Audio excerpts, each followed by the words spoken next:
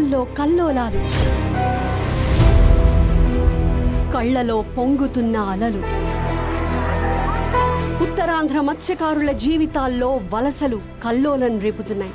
193 కిలోమీటర్ల సముద్ర తీరం ఉన్న శ్రీకాకుళం జిల్లాలో మత్స్యకారులు వలసలు పోవడం అంటే ఎంత ఘోరం.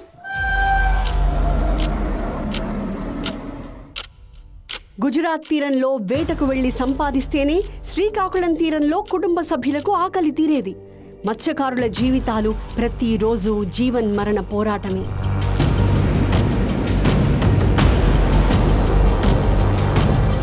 శ్రీకాకుళం జిల్లా పేరు వినగానే అందరికీ గుర్తుకు వచ్చేది మత్స్యకారుల వలసలు. 3 దశాబ్దాలుగా ఇక్కడ వలసలు కొనసాగుతూనే ఉన్నాయి. మూతి మీద మేసం మొలవక ముందే ఇక్కడ వారు వలసల వలలో చిక్కుకుంటారు.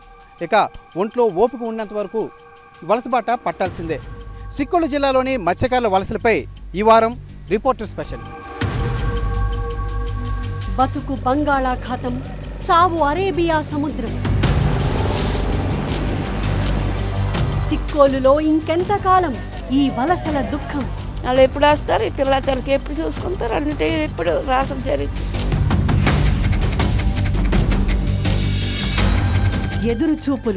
ఎదురు చూపులకు మించిన శిక్ష ఈ ప్రపంచంలో ఏముంటుంది?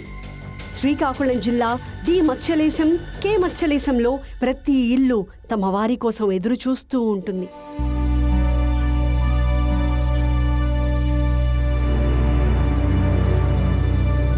ఇక్కడ జట్టీలు లేకే కదా అంత దూరం వెళ్ళి ప్రయత్నిస్తున్నారు. అదేదో ఇక్కడ మాకు జట్టీలో చుట్టుపక్కల ఎక్కడో జట్టీ ఉంటే మేము ఇక్కడే కదా కష్టపడతాం. అంత దూరం వెళ్ళాల్సిన అవసరమే ఉండదు మాకు. ఈ ఊర్లో చాలా మందికి అలాగే సార్, మేమనే కాదు చాలా మంది ఇబ్బంది పడుతున్నారు. ఇక్కడ బోటుకి వెళ్ళి చనిపోయిన వాళ్ళు చాలా మంది ఉన్నారు సార్.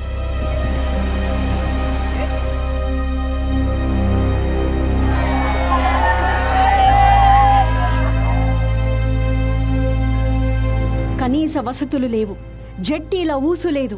దీంతో మత్స్యకారుల ఉపాధికి లంగరు పడింది. జట్టీలు లేక వలసలు వెళ్ళిపోవడము ఎక్కువ. ఇక్కడ శ్రీకాకుళం జిల్లా, విజయనగరము, విశాఖపట్నం ఈ 3 జిల్లాల నుండి ఎక్కువ వలసలు వెళ్ళిపోతాం. అయినా సరే అక్కడి నుండి కూడా వెళ్ళిపోతాం సార్. గుజరాత్ వెళ్ళిపోతాం, గుజరాత్, కర్ణాటక. మేము వేటకు వెళ్ళిపోతే మా తిన్నాను తిండి కూడా లేదు సార్. ఇది సార్, ఇది మా పాప, ఇంకో బాబు ఉన్నారు, ఇది మా ఆవిడ. మాకు ఇక్కడ జట్టీలు కూడా లేదు సార్. ఎప్పటికైనా అక్కడికి వెళ్ళవలసిన వాళ్ళమే. ఎందుకంటే ఇక మీ మొక్కలేని కొద్ది చాలామంది మా ఊరు పంచాయతీ మొత్తం అక్కడికి వెళ్ళే బతకాలి సార్. సిక్కోలు వలసల జిల్లాగా పేరొందింది. సుదూర తీర ప్రాంతం ఉన్నా వేటకు అనువైన పరిస్థితులు లేకపోవడం శాపంగా మారింది. కష్టాలు తీరే దారి లేకపోవడంతో ఇక్కడి గ్రామాల్లో తీరని సుడులు అలముకున్నాయి. ఇక్కడ సుదీర్ఘమైన సముద్రం తీరం ఉంది. ఇక్కడ జట్టీలు లేక ఆంధ్రప్రదేశ్ గుజరాత్ వెళ్ళిపోతాను. గుజరాత్లో ప్రతి 15 కిలోమీటర్లకు జట్టీలు ఉన్నా ఇక్కడ లేక వెళ్ళిపోయి ఇలా దొరికిపోతుంటారని. ఆదాయం అంతంత మాత్రంగానే ఉండడంతో వలసలే దిక్కయ్యాయి. కుటుంబానికి దూరంగా ఉంటూ బతుకు బండిని నెట్టుకొచ్చే పరిస్థితులు దాపరించాయి. సంప్రదాయ వేటతో తగినంత ఆదాయం రాక శ్రీకాకుళం మత్స్యకారులు పొరుగు రాష్ట్రాలకు వలస వెళుతున్నారు. నేను గుజరాత్, విశాఖపట్నము, గుజరాతీ.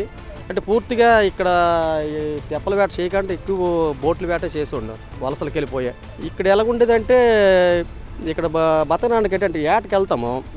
అప్పుడప్పుడు ఏటకి వెళ్ళిన తర్వాత ఏంటంటే 100-200 దొరికేది. దాని తోటి ఏంటంటే పోషాకారము అయ్యేది కాదు.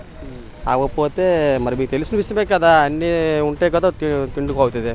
తెచ్చిన డబ్బులు సాలివి కాదు, దానికి వలసలకు వెళ్ళిపోగలము. ఆంధ్రప్రదేశ్లో 993 కిలోమీటర్ల సముద్ర తీరం ఉంటే 193 కిలోమీటర్ల తీర ప్రాంతం సిక్కోలు సొంతం. ధోనిపేట నుంచి డొంకూరు వరకు తీరం విస్తరించి ఉంది. 11 మండలాల్లో తీర ప్రాంతం ఉండగా 104 మత్స్యకార గ్రామాలున్నాయి. 1,50,000 మంది మత్స్యకారులకు చేపల వేటే జీవనోపాధి. కళ్ల ఎదుటే సముద్రం ఉన్నా ఉపాధి లభించదు. ఫిషింగ్ హార్బర్లు, జట్టీలు లేకపోవడంతో సంప్రదాయ వేటకే పరిమితమయ్యారు. దాంతో సరైన ఆదాయం లేక ఆధునిక వేటలో వెనకబడలేక పొరుగు రాష్ట్రాలకు పయనమయ్యారు. సూర్యుడు పడవకు ముందే వలలను భుజానికి ఎత్తుకుంటారు. పడవలెక్కి నడి సముద్రంలో బతుకు పోరాటాన్ని ప్రారంభిస్తారు. చేపలు దొరికేంత వరకు అక్కడ వారికి సాహసమే. ఇక వర్షాలు, తుఫాన్లు వచ్చాయంటే అంతే సంగతి. సముద్ర వేటకు వెళ్లాలని ఉన్నా వెళ్లలేరు. ఒకవేళ వెళితే కష్టం ఎక్కువ, ఆదాయం తక్కువ. దాంతో యువకులు వలస వెళితే వయసు పైబడ్డవారు మాత్రం ఇక్కడే అష్టకష్టాలు పడుతున్నారు. ఉన్న కొద్ది మంది ఇప్పటికీ నాటు పడవలు, తెప్పలపైనే ప్రమాదకర స్థితిలో వేట కొనసాగిస్తున్నారు. కొన్ని సందర్భాల్లో ఆటుపోట్లకు గురై పడవలు తిరగబడిపోయి మృత్యువాత పడ్డ సంఘటనలు ఉన్నాయి. దగ్గర 4 తెప్పలు ఉంటాయి. అలాగే మరి ముండెత్తాను వెళ్ళడం ఎప్పుడు కష్టపడుకోవడం. ముండెత్తాను ఎల్లుడు వెళ్తాడు. సముద్రం ఎక్కుతారైతే మరి వెళ్ళక కాదు. ఎవడో కింద కదిలికైన వాళ్ళు వెళ్తారు అంతే. తీర ప్రాంతాల్లో మిగతా చోట్ల ఉన్నట్టు శ్రీకాకుళంలో వసతులు లేవు. అదే ఇక్కడి వారికి కష్టాలు తెచ్చిపెడుతోంది. స్థానికంగా వేటను కొనసాగించే పరిస్థితి లేకపోవడంతో వేలాది మంది జిల్లా నుంచి వలస వెళ్లారు. గుజరాత్, కర్ణాటక, మహారాష్ట్ర, ముంబై, ఒడిశా, పశ్చిమ బెంగాల్, కోల్కతా, కేరళ, తమిళనాడు వంటి సుదూర ప్రాంతాలకు వలస వెళ్లారు. కుటుంబాలకు దూరంగా ఉంటూ జీవితాన్ని నెట్టుకొస్తున్నారు.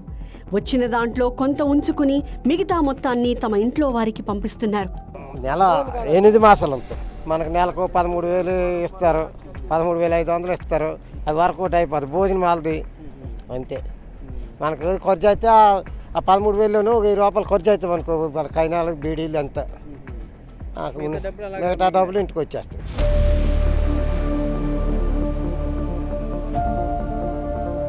కాంట్రాక్ట్ పద్ధతిలో బృందాలుగా వేరే రాష్ట్రాలకు వలసపోతున్నారు.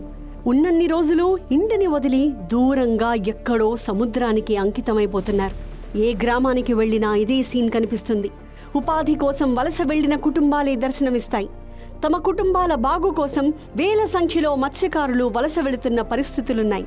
ఆదాయం తక్కువ ఇక్కడ రేటు ఉంటుందండి. ఇప్పుడు వెళ్తున్నాం, ఈరోజు ఒక 2,000కి వచ్చి 4 వెళ్ళాం అనుకో, 2,000కి వచ్చిందంటే మనిషికి కింద 300 వస్తుంది. కానీ నెలకి తప్పదు మరి, అంతే తప్పదు మరి. అదే రిస్కే. చూడు కెరటాలు ఉన్నాయి కదా, ఇలా చూడండి ఎలాంటి కెరటాలు ఎగిసి పడుతున్నాయి. అలాంటప్పుడు కానీ ఆలు జారేసి తెప్ప బోల్తో పడి దాని కింద ప్రాణాలు కోల్పోతున్నాయి. చాలామంది జరుగుతూనే ఉన్నాయి. అదే ఇప్పుడు మూగారే ఇడిమచ్చలని చనిపోయారు. ఆయన సంవత్సరం అవుతుంది.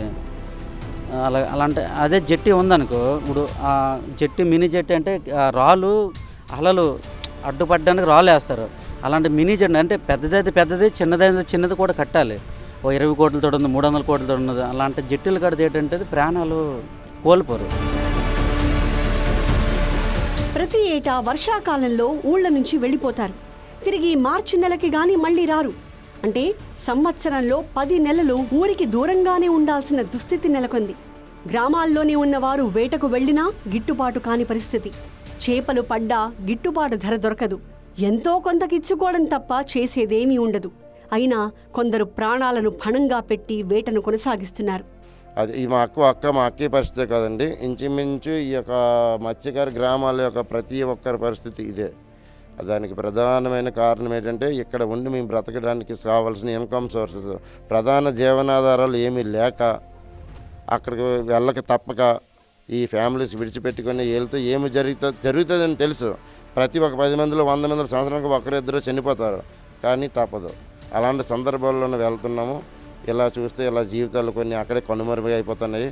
ఇలాంటివన్నీ మరలా జరగకుండా ఉండాలని అంటే తక్షణమే ప్రభుత్వాలు, ఏ ప్రభుత్వం ఎంతవరకు వచ్చిన ప్రభుత్వాలన్నీ చూస్తామని అనుకుంటూ వెళ్ళిపోతున్నాయి. కానీ ఈ ఫిషర్మెన్ ఏరియాస్, బెల్ట్ ఏరియాస్ అంటే అంత ఆసక్తి ఎవరు చూపడం లేదు.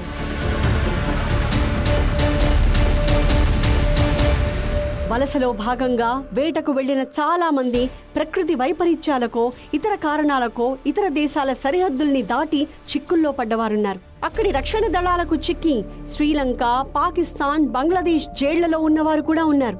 2018లో గుజరాత్లో ఉపాధి కోసం వెళ్లి పాకిస్తాన్ సైనికులకి చిక్కి 13 నెలల పాటు జైల్లో మగ్గిన 22 మంది యథార్థ గాథ ఇది. వారి కథ ఆధారంగానే తండేల్ సినిమా వచ్చింది. సిక్కోలు మత్స్యకారుల వ్యధే తండేల్ సినిమా కథ. ఇది శ్రీకాకుళం జిల్లాలోని అనేక మంది మత్స్యకారుల దయనీయ పరిస్థితిని తెలిపే కథ. సినిమా షూటింగ్కి ముందు ఈ మత్స్యలేశం గ్రామానికి సందర్శించినటువంటి సినిమా హీరో నాగచైతన్య చిత్ర యూనిట్ ఇక్కడ వాస్తవిక పరిస్థితులను, మత్స్యకారుల జీవన విధానాన్ని తెలుసుకొని ఎంతగానో చలించిపోయారు. అంటే మత్స్యకారుల బతుకులు ఏ విధంగా ఉన్నాయో అర్థం చేసుకోవచ్చు. పొరుగు దేశాల సముద్ర జలాల్లోకి వెళ్లి బందీలుగా పట్టుబడ్డ వారిలో శ్రీకాకుళం జిల్లాకి చెందిన ప్రతి గ్రామస్తుడు ఉంటారు. చిన్న గనగల్లపేకి చెందిన కొందరు శ్రీలంక సైనికులకి చిక్కి 6 నెలల పాటు బందీలుగా ఉన్నారు. ఆ సమయంలో అక్కడి అధికారులకు 30,000 రూపాయల చొప్పున తమ సొంత డబ్బులను చెల్లించి స్వగ్రామానికి చేరుకున్నారు. అతను పనికి అంటే ఇలాగ చేపల వేటకెళ్ళి డబ్బులు పట్టుకొస్తే మేము మా ఫ్యామిలీ మేము తిన్నట్టు అతని వరకు మమ్మల్ని బాగా చూసుకునేవారు. అలాగ వేటకెళ్ళి ఆ తర్వాత అక్కడ ఉండిపోవడం మేము చాలా ఇబ్బందులు ఎదుర్కొన్నాం. అప్పుడు 6 నెలలుగా 6 నెలల తర్వాత మేము డబ్బులు కట్టుకున్నాం. 30,000 కట్టాలంటే ఇంకొక అతనికి 30,000 మా ఆయనకి 30,000 మొత్తం 60,000 మేము కట్టాము. మేము ఛార్జీలు కూడా మేమే డబ్బులు పంపించుకున్నాం. ఇలా కష్టాల అలలకు ఎదురెళ్లుతూ అవస్థలు పడుతున్న చాలామంది మత్స్యకారులు అనారోగ్యాలకు గురవుతున్నారు. అలాంటి వారు కొందరు ఇంటి పట్టునే ఉండగా మరికొందరు తప్పని పరిస్థితుల్లో మళ్లీ వలసబాట పడుతున్నారు. ఆటుపోట్ల మధ్య జీవనాన్ని నెట్టుకొస్తున్నారు సిక్కోలు మత్స్యకారులు. అయినా కష్టాలు తీరక ఆర్థికంగా కోలుకోలేక కుదేలవుతున్నారు. పిల్లల చదువులు పెళ్లిళ్ల కోసం అప్పులు చేస్తున్నారు. కనీసం సొంతింటిని కూడా కట్టుకోలేక ఇబ్బందులు పడుతున్నారు. సిక్కోలు జిల్లా మత్స్యకారుల గురించి ఒక్క మాటలో చెప్పాలంటే బతుకు బంగాళాఖాతం, చావు అరేబియా సముద్రం అని చెబుతారు ఇక్కడ వారు. పుట్టి పెరగడమంతా బంగాళాఖాతం తీరంలోనే అయినా ఉపాధి లేక అరేబియా మహాసముద్రం, హిందూ మహాసముద్రం వైపుకు ఇక్కడ వారు వలస వెళ్ళిపోతూ ఉంటారు. అక్కడ ప్రమాదకర పరిస్థితుల్లో వేట కొనసాగిస్తారు. ప్రమాదాల్లో ఒక్కోసారి మృత్యువాత కూడా పడుతుంటారు. ఒక్కోసారి సరిహద్దు జలాలు దాటి విదేశీ బందీలుగా ఏళ్లకేళ్ళు జైల్లో మగ్గుతూ ఉంటారు.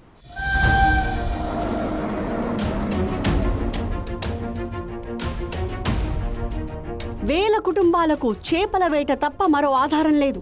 అందుకే ఇన్ని ఇబ్బందులు. సముద్రంలో చేపల వేటను నిషేధించిన సమయంలో కూడా ఇవే తిప్పలు. ఆ 2 నెలల సమయంలోనే కాదు, సరైన వసతులు లేకపోవడంతో ఏడాది పొడవునా తీర ప్రాంతాల్లో నిర్మానుష్య ఛాయలే కనిపిస్తున్నాయి. వసతులు కల్పిస్తే నెలకు 30,000 వరకు ఆదాయం వచ్చే అవకాశం ఉంది. జెట్టీలు వస్తే స్టీమర్ల వినియోగంతో ఆ ఆదాయం 70,000 వరకు వెళుతుంది. ఉపాధికి అంతలా అవకాశం ఉన్నప్పటికీ కనీస వసతులు లేకపోవడంతో ఇబ్బందులు పడుతున్నారు.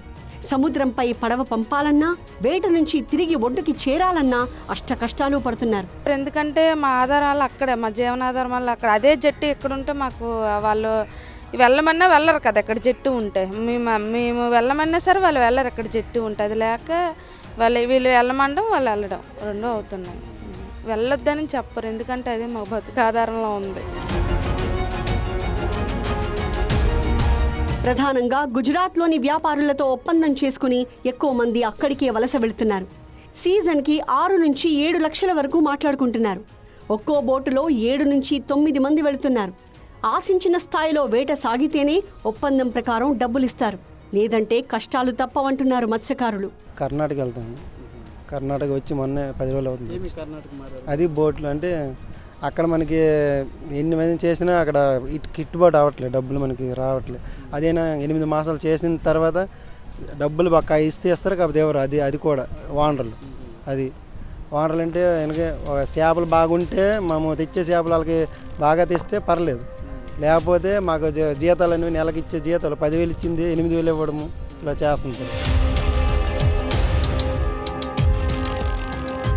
శ్రీకాకుళంలో 7 జెట్టీలు ఏర్పాటు చేస్తే వలసల నివారణతో పాటు 1.5 లక్షల కుటుంబాలకు ఉపాధి అవకాశాలు మెరుగుపడతాయి.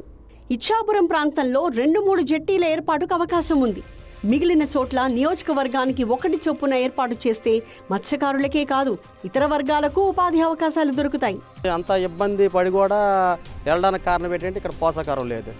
అంటే ఇక్కడ పోషకారం ఏంటంటే ఎప్పుడు ఎలక్షన్లు వచ్చిన మా ఏరియాకి ఎమ్మెల్యే వస్తే బాబు మా పరిస్థితి ఇలాగ ఉన్నది, మాకు ఒక ఫిషింగ్ హార్బర్ ఇప్పుడు ఒక మినీ జెట్టి వేసినట్టుకుంటే మేమందరం అక్కడికి వెళ్ళే అవసరం లేదు అసలు. ఇప్పుడు ఎందుకు ఇప్పుడు తెర ఎక్కువ ఉన్నది, దానికి ధైర్యమైన కూడా వెళ్తాడు, ధైర్యం తక్కువ కూడా వెళ్ళలేడు.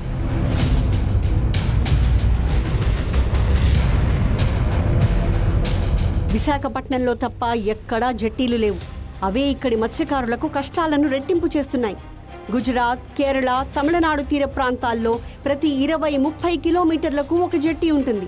శ్రీకాకుళంలో మాత్రం 100 కిలోమీటర్ల తీర ప్రాంతం ఉన్నా ఎక్కడా జెట్టి లేకపోవడం జాలర్ల రెట్టింపు కష్టాలకు కారణంగా మారింది. జెట్టీలు కట్టి జాలర్లను అన్ని విధాలుగా ఆదుకుంటామన్న పాలకుల హామీలుగానే మిగిలిపోతున్నాయి. అధికారంలో ఏ ప్రభుత్వం ఉన్నా ఎవ్వరూ ఆదుకున్న దాఖలాలు లేవన్నది మత్స్యకారుల ఆవేదన. కూటమి ప్రభుత్వం ఆదుకుంటామని చెప్పడంతో మత్స్యకారులు ఎంతో ఆశతో ఎదురుచూస్తున్నారు. మూలపేటలో పోర్టు పనులు సాగుతున్నాయి. ఈ నేపథ్యంలో బుడగట్లపాలెం ఫిషింగ్ హార్బర్ విషయంలో తక్కువ ఖర్చుతో పూర్తి చేసేలా నమూనాని మారుస్తున్నట్టు నేతలు చెబుతున్నారు. వలసలు ఇప్పటికీ వెళ్తాను, ఇంక జెట్టి లేదు. బుడగొట్లపాలెం ఉంది అక్కడికి మాకు 30 కిలోమీటర్లు. కానీ ఒక బుడగొట్లపాలెంలో జెట్టి కడితే వలసలు ఆగవు. అన్నాడిది అక్కడ గుజరాత్లో ఎలాగైతే 15 కిలోమీటర్ల జెట్టి ఉందో, ఇక్కడ మన ఆంధ్రప్రదేశ్లో కూడా ప్రతి 15-20 కిలోమీటర్ జెట్టీలు కడితేనే వలసలు తగ్గుతాయి. జెట్టీలు ఉంటే తెరతో అయినా వేటకు వెళ్లొచ్చన్నది మత్స్యకారుల ఆశ. రాత్రి సమయంలో కూడా భయం లేకుండా వేట చేయొచ్చు. జెట్టీలు లేకపోతే అలలు ఆటుపోట్లకు పడవలు తిరగబడిపోయి చనిపోయే ప్రమాదాలుంటాయి. జెట్టీలు ఉంటే అలాంటి పరిస్థితి ఉండదు. వానొచ్చినా తుఫాన్లొచ్చినా పడవలన్నిటినీ జెట్టీలకు కట్టేయచ్చు. జెట్టీలతో పాటు చేపలను నిల్వ చేసుకోవడానికి కోల్డ్ స్టోరేజ్లు, చేపలను ఎండబెట్టేందుకు ప్లాట్ఫామ్లు ఏర్పాటు చేస్తే మరింత మేలు జరుగుతుంది. ప్రతి సంవత్సరం అటు సైడ్ అక్కడ ఉంటే నాగపట్నం, కేరళ కొల్లం, మునంబం, బెయ్పూరు, మంగళూరు, కర్ణాటక మలప్ప, కార్వా, మొత్తానికి మా ఊర్లో అయితే వేట చేయడానికి ఏం లేదు సార్. ఇక్కడ మెయిన్ హార్బర్ లేదు సార్. మీ మొక్కలు మీకు అందరం కూడా అక్కడికి వెళ్ళి బతకవలసి.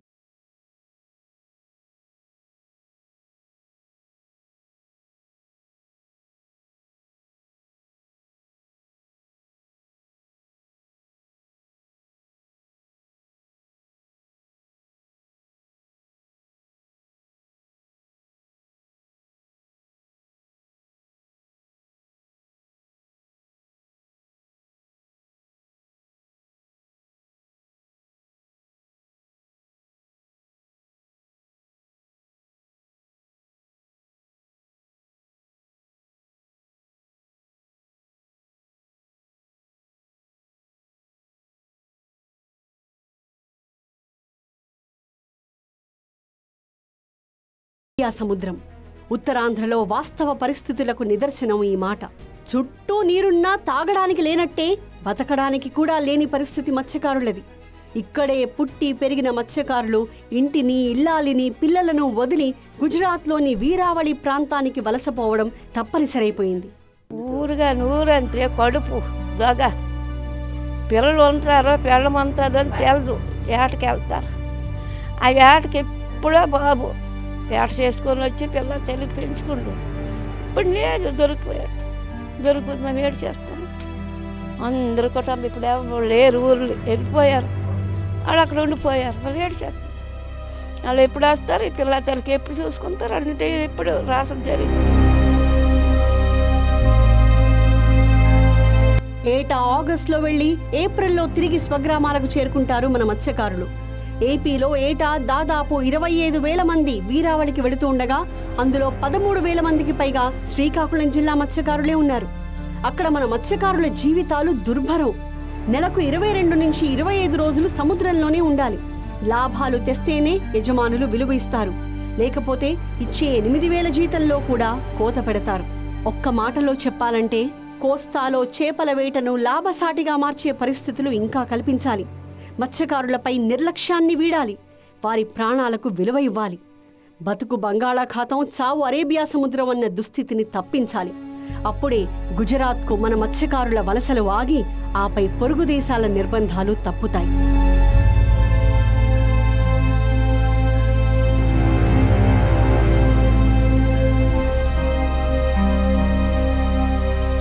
థియేటర్లలో 2.5 గంటల పాటు ఆడిన తండేల్ సినిమా హిట్ టాక్ నడిచింది.